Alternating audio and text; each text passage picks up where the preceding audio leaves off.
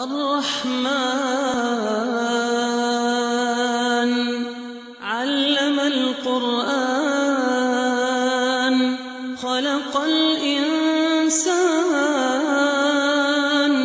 علمه البيان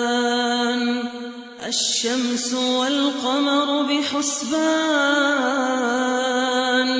والنجم والشجر يسجدان والسماء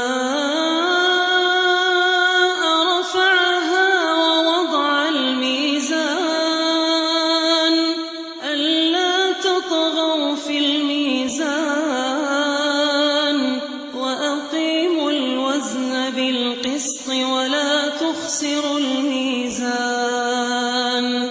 والأرض وضعها للأنام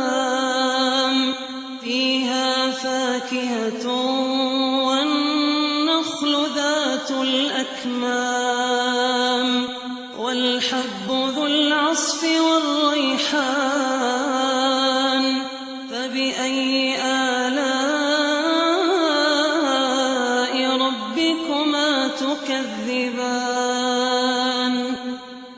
خلق الإنسان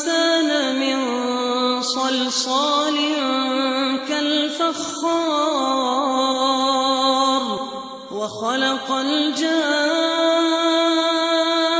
الجان من مارج من نار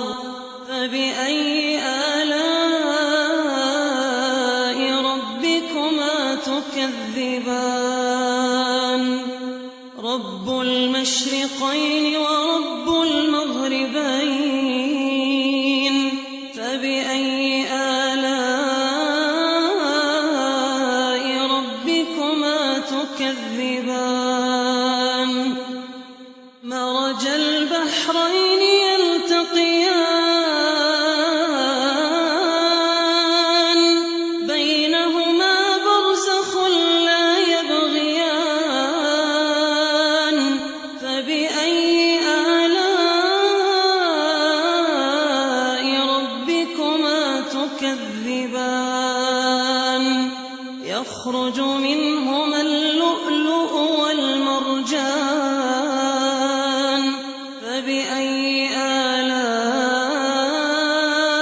ربكما تكذبان